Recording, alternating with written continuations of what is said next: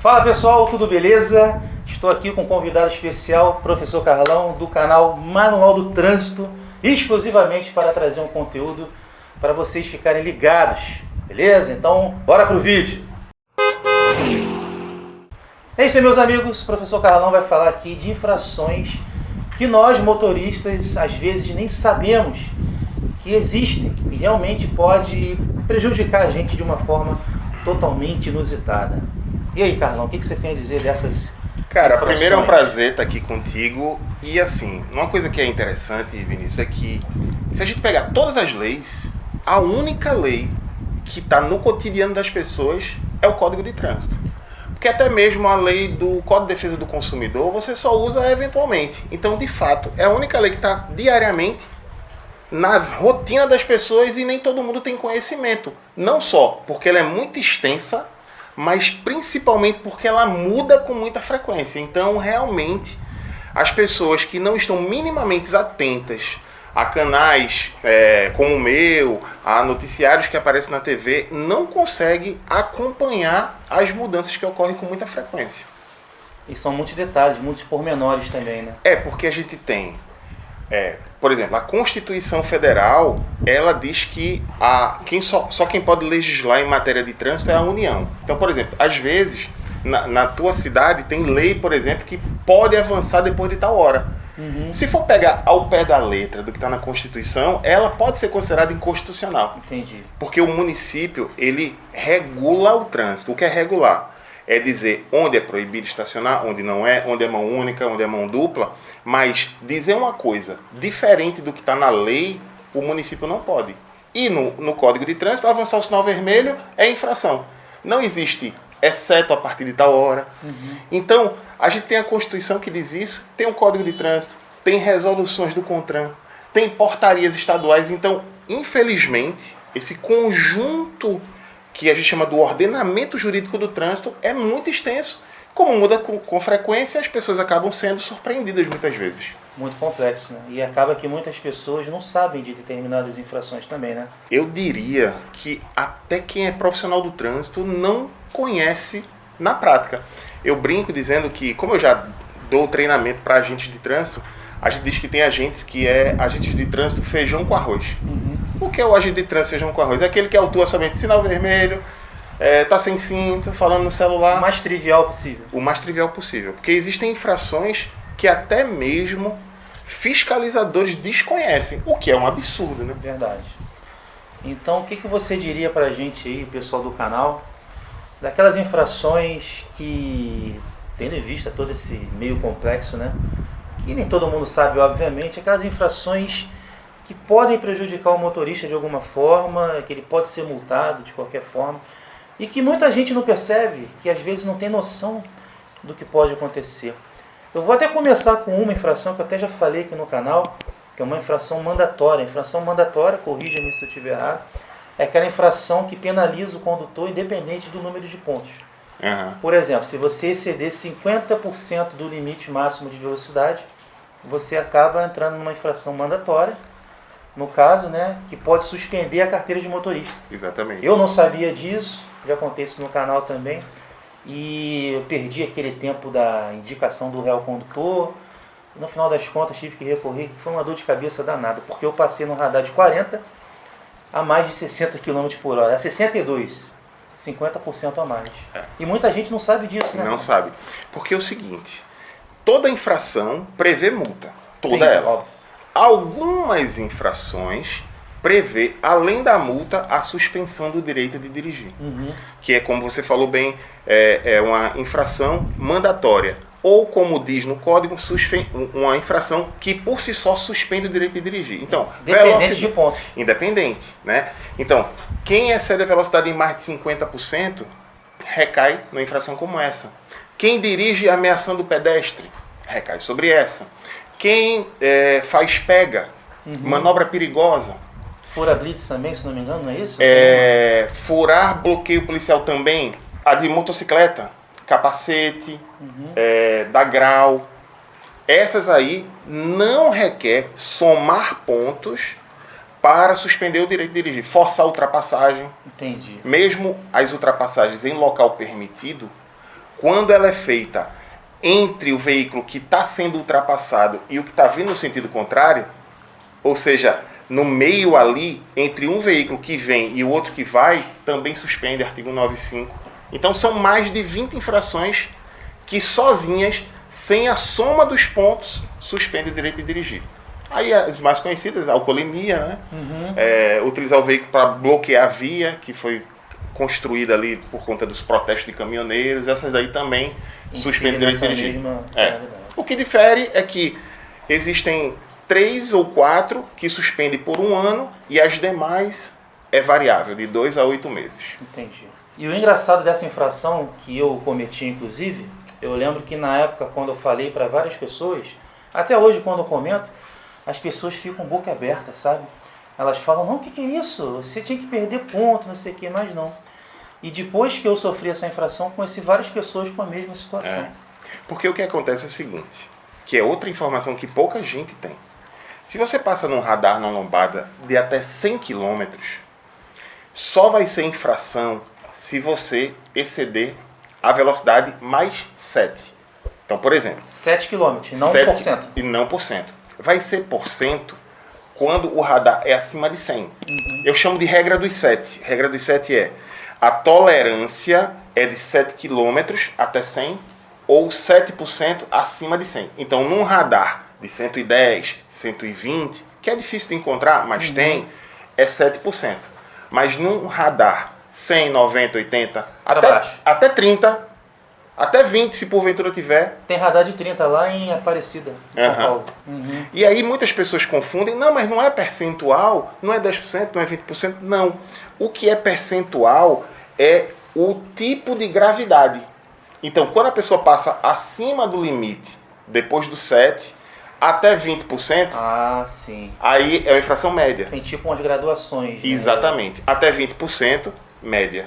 De 20 a 50, grave. Além de ser gravíssima vezes 3, que é uma multa de 293 vezes 3, 880,41, ainda suspende o direito de dirigir. Verdade. Não são todas que são gravíssimas vezes 3. Algumas são vezes 5, algumas são vezes 10, e algumas nem é vezes nada.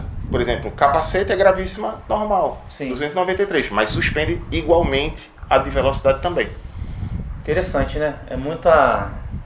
São muitos detalhes, né? Muito detalhe e, para você ter ideia... Eu acho que isso, rapidinho, tinha que ser sido divulgado em horários comerciais e na televisão aberta, por exemplo. Não é? Tem uma divulgação maior. Essa coisa da tolerância de 7 km, eu estou ensinando isso, Vinícius, há 8 anos no YouTube. Um dos primeiros vídeos meus... Olha só que essa regra já faz um tempão. E, por exemplo, eu fui num podcast... agora em 2024, para quem está vendo nesse período, e esse vídeo bateu 2.300.000 views e 80% dos comentários esse cara não sabe o que está falando. Não existe tolerância. Ou então, a tolerância existe, mas é 10%. Se for uma lombada de 40, você pode passar até 44, que não vai ser multa, se for 45. Enfim, então ainda há um desconhecimento muito grande. Fica difícil você remar sozinho, praticamente, contra essa maré, porque entra numa... desinformação grande que aquilo vira uma crença, né? As pessoas duvidam do que é certo, por causa que todo mundo fala uma coisa. Exatamente. E como a lei muda muito, o que é que acontece? Eu que dou aula também para motorista profissional, às vezes esse motorista antigão aprendeu uma coisa, só que quando ele aprendeu, hoje mudou. Então, quando a gente fala, ele diz assim, não é bem isso, é assim, assim, assado. Só que é com base no que ele aprendeu. Então não os culpo por isso, né? Porque na verdade ele aprendeu, estava correto, só que houve uma mudança. Houve uma mudança. E não houve a preocupação do próprio Estado em disseminar essas mudanças também. A gente tem, infelizmente, Vinícius, órgãos de trânsito que têm uma arrecadação grande, mas essa arrecadação é utilizada quase que exclusivamente em fiscalização. Quando não em educação, que é o principal. Porque é o seguinte, o objetivo do Código de Trânsito é educar as pessoas. Exato. A infração ela existe para aqueles que se recusam a serem educados. Meio que se educa na marra. Exatamente. É para insistir. Já que tu sabe disso e tu não cometeu, mas, por exemplo, tem infração de trânsito que tem gente que nem conhece. Por exemplo, quem passa num está procurando um endereço, passou do endereço, aí, eita, era ali atrás. Vou dar uma resinha. Você está meio que indo na contramão. Seria Exatamente. isso. A infração é operação de marcha ré além do necessário para manobras. Porque não a ré seria é uma para manobra. manobra. Não é. O cara está retornando. Ele está se dirigindo a um destino de É ré. isso mesmo. E tipo assim, uma polêmica aqui, pessoal, que realmente eu já vi muita gente levantando. O pisca-alerta do veículo, ele serve necessariamente para alguma coisa? Porque na minha cidade, por exemplo, até já fiz uns shorts aqui no canal, que eu chamo o pisca-alerta de botão de Deus. O cara aperta o pisca-alerta como se ele fosse mandar em tudo. O pisca-alerta, ele pode ser funcional em qualquer tipo de situação, ou ele tem uma função específica na legislação? Muito boa essa tua pergunta, porque é o seguinte, existem coisas que estão na lei que são óbvias, outras não são tão óbvias assim, porque depende muito também da interpretação das pessoas. Bluetooth, por exemplo, tem uma polêmica, se você quiser a gente pode falar. Em relação ao pisca-alerta, o que é que o Código de Trânsito fala? Em situações de emergência. Profissionais do trânsito, principalmente de autoescola, diz o seguinte, não, é em situações de emergência de trânsito. Isso aí tá claro. Mas, se ele estiver socorrendo uma pessoa, quando fala emergência, ele pode se estender a isso. Sim. Não vai ter o direito de avançar o sinal vermelho, de exceder a velocidade da lombada. Mas a utilização do pisca-alerta, se não for em situação de emergência, é infração. Só que tem gente que diz assim, não, mas é só se você estiver vendo um perigo, um animal na pista, um acidente. Justamente para alertar alguém. Para alertar. Mas se você estiver transportando uma pessoa doente para o hospital, você está cometendo infração. Não dá para afirmar isso. É meio subjetivo. É subjetivo. É como a infração de corredor de moto. Quem anda no meio de dois carros comete ou não infração? Aí, segundo o manual de fiscalização, está dizendo ali, desde que ele não guarde distância lateral segura. Tá, quanto? Que distância, né? De quanto? Ou seja, um agente de trânsito pode interpretar que 1 metro é perigoso, o outro só 50 centímetros. São muitas nuances, né? Muitas. Então, Carlão, aproveitando esse mote dessas infrações, você pode falar até dessa questão do Bluetooth. O que essa questão do Bluetooth traria de ruim para o motorista em caso de infração? Pode a utilização? Que é o seguinte, a gente pode até falar sobre o aspecto da realidade, mas eu vou antes falar o aspecto do que está escrito. O que está escrito aqui, dirigir utilizando o celular é infração. De qualquer forma. Aí ele não diz... Se ele está no telefone ou se ele viu o GPS. Tanto que utilizando o telefone ele pode ser manuseando, que é gravíssima, segurando, que é gravíssima, só utilizando, que é média. Como seria só utilizando? Por exemplo, o motociclista que prende aqui no capacete. Ah, é verdade. Ou o cara que faz aqui, ele não está segurando nem manuseando, está assim. E o Bluetooth entraria nessa de utilizando. Aí muitas pessoas dizem, não, mas espera aí, já vem no dispositivo do carro. Então, ele é homologado pelo exatamente. Senatran, no caso. Exatamente. E aí, o entendimento é de que, até que a lei seja mais clara, mesmo usando no veículo que foi fabricado para esse motivo, vai ser infração, porque está utilizando o celular. E na prática, qual é o argumento de muitas pessoas aqui? Não, mas não seria o mesmo que eu estar conversando com a pessoa? Em tese, sim, mas segundo alguns estudos, não. Porque quem está em um outro ambiente, o smartphone vai pode te distrair. Quem está do teu lado está no mesmo ambiente e talvez até mesmo essa pessoa que está do teu lado é que te alerte sobre alguma coisa. Se tu está só conversando com uma pessoa que está em outro lugar, aquilo pode te trazer. Eu já tive uma situação, falando bem rapidamente, que minha mãe ligou para mim e eu achei que ela falou que minha irmã tinha morrido. Era uma amiga dela, Carminha morreu e a minha irmã é Carlinha. Nossa! E eu estava estacionado. Eu fiquei todo trêmulo. Se eu estivesse dirigindo, eu tinha me envolvido no sinistro. Então, o smartphone, ele pode sim trazer esse complicador. E muita gente não sabe. Só fica apegado ao fato de fazer uma ligação ao telefone. E a tua audiência pode estar se questionando. Tá, mas se o cara está conversando com Bluetooth, como é que o agente de trânsito vai saber? Ele não pode autuar se ele não tiver convicção. Por exemplo, se ele não conseguir visualizar ter certeza. o dispositivo. Não, e ter certeza, porque o cara pode estar Tá cantando, pode estar falando sozinho. É verdade. Então, assim, ao agente de trânsito só se pode autuar com clara convicção do fato. Não se pode, por suposição, autuar as pessoas. Verdade, muito bom saber disso. E já que a gente falou do Bluetooth, eu lembro que muita gente, às vezes, comenta em canais de carros como o meu, que a gente, quando vai fazer o test drive, que tem uma câmera gravando a gente. Seja em primeira pessoa, na cabeça, ou no para-brisa, gravando você dirigindo sempre com as duas mãos ao volante, mas falando. Eu procurava sempre colocar a câmera de uma forma que eu não ficasse olhando, justamente para não desprender a atenção do trânsito e não dar um mau exemplo também, né, de ficar... Mas mesmo assim tinha gente que falava, você está cometendo infração, você fala em vídeos que não pode dirigir falando no celular, mas você grava falando com a câmera, seja com ela na cabeça ou não. E isso pode ser interpretado como alguma infração, Carlão? Olha só, para que, na cabeça de forma nenhuma. Porque você está em primeira pessoa, você não está interagindo com nada. Exatamente. Em relação à câmera, não há problemas de quem está dirigindo olhar para a câmera de forma oscilando com a direção na prática. Sim. Como você faz também com alguém que está do lado. Agora, ou você vai olhar um ciclista, alguma coisa, você perfeito. Inclusive é importante que você não tem uma visão periférica, né? Não tem aquela visão de túnel. Exatamente.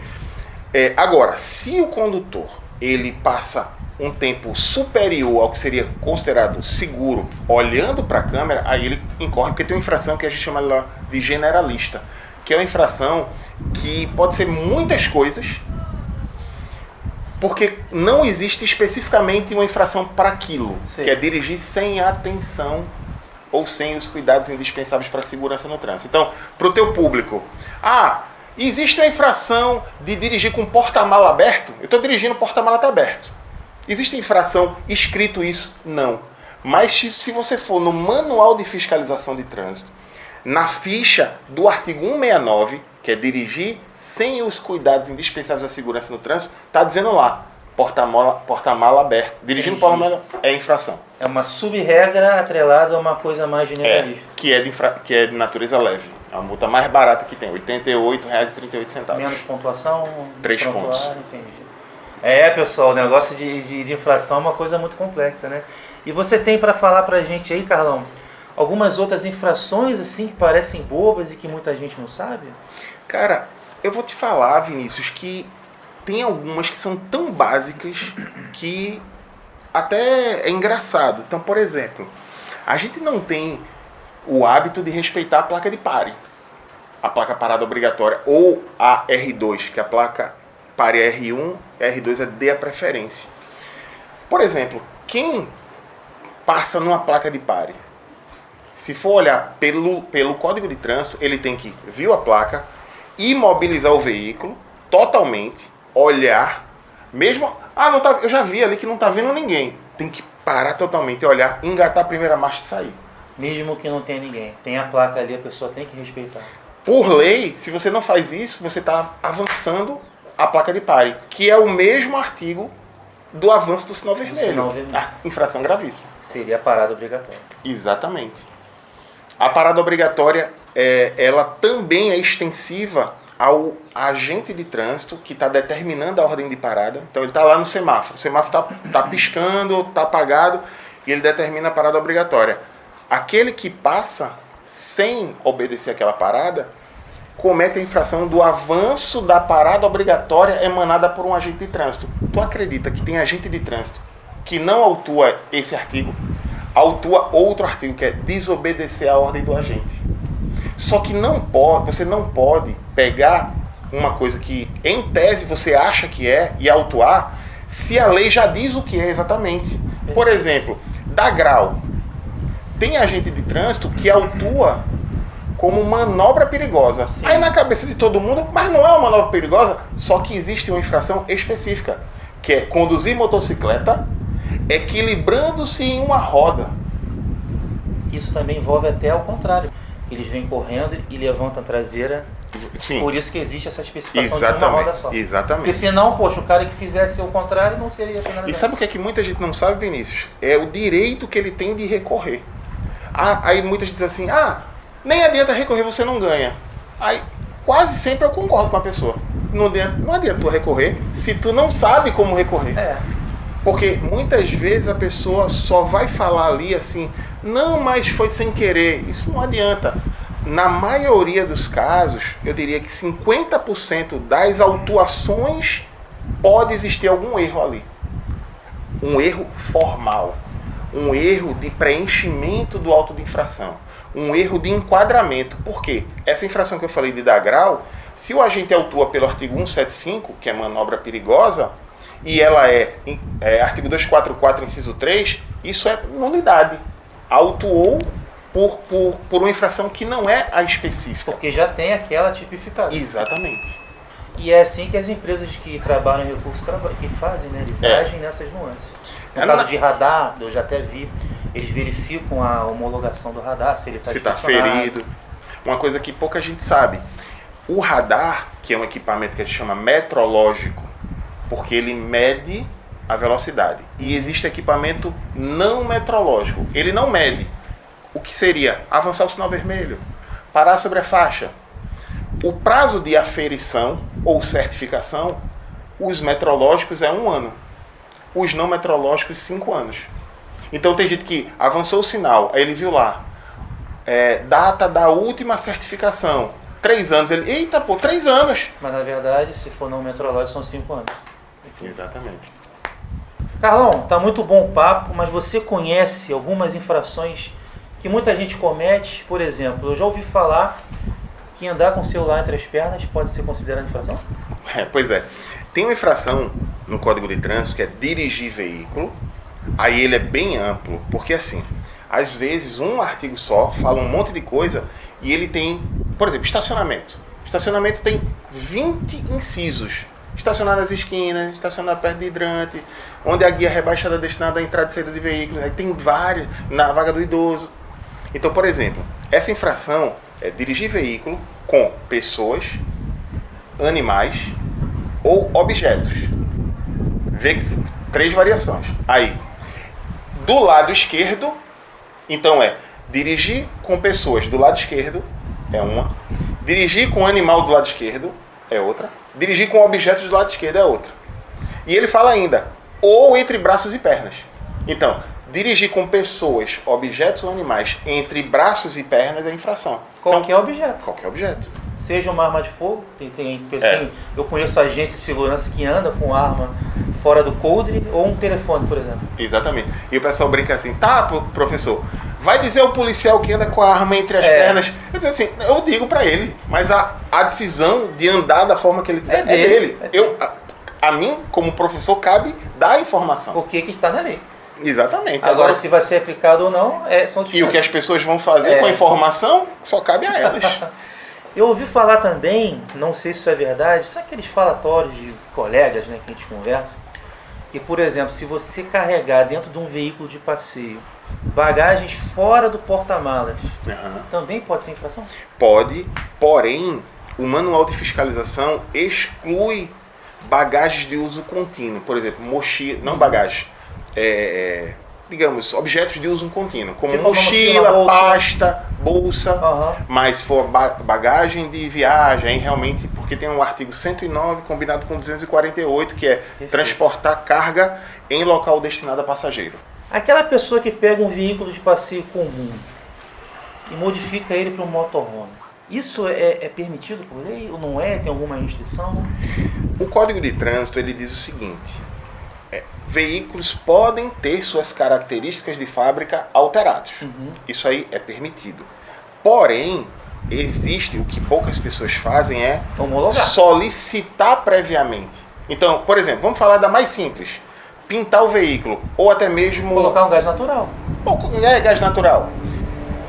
Tem gente, principalmente pintura, que pinta e depois vai informar o código ao órgão de trânsito. Está errado. Tem que ser antes, autorizado. Ele solicita alteração de característica, o órgão de trânsito autoriza, dá um prazo, neste prazo ele faz a alteração e retorna para a vistoria para incluir no novo certificado do veículo a informação da alteração. Perfeito. Então, se você me perguntar qualquer alteração é permitida, não. Qualquer alteração é permitida, não. O que vai ser levado em consideração é se aquela alteração pode ou não afetar o projeto inicial do veículo, que vá ou não comprometer a segurança dele. Então isso teria que ser avaliado. São E não feitos... simplesmente fazer. E uma coisa, rapaz, que para fechar mesmo, eu pensei que fosse fechar agora. Eu já vi, inclusive, uma live excelente sua com um profissional do trânsito sobre lâmpada de LED. Uhum. Não se deve mudar as características de iluminação do veículo. Isso. Independente de densidade, de cor, de temperatura, de qualquer coisa, certo? Aí a gente tem aquela questão, mas se eu colocar um LED com projetor no farol, porque o projetor ele não incomoda ninguém. Se a autoridade de trânsito averiguar, não tem essa. Se ele tiver... Porque é o seguinte, o que a lei considera é o projeto Original, do fabricante. Sim. Então, por exemplo, muita gente pergunta, eu posso colocar super branca? Pode, porque ela é halógena. A tecnologia é a mesma. A tecnologia é a mesma. Mas uma lâmpada de LED num veículo que foi projetado com halógena, aí é infração. Mesmo que seja com o seu projetor, não tem jeito. Exatamente. Mesmo que não incomode ninguém. Exatamente. Teve um período, acho que até 2021, que ainda era possível o Detran autorizar. Eu lembro que você tinha que fazer uma vistoria com metros, depois até janeiro de 2021, foi? 21, salvo engano. Não lembro direito não. Então é isso, pessoal. Acho que a gente conseguiu esclarecer aqui muitas dúvidas, inclusive minhas, né? Sobre infrações que podem penalizar o motorista sem ele perceber, sem ele saber. Mais uma vez, muito obrigado. Valeu. É um imenso prazer eu vir aqui em Florianópolis, conhecer esse cara. Gravamos lá um podcast. E também, tem vídeo meu no canal dele, tranquilo? O link está na descrição, está no card para você. Tamo junto, Carlão. Satisfação. Prazer grande e Valeu. muito bom tê-lo lá no canal também. Valeu. Igualmente. Valeu, pessoal. Um abraço.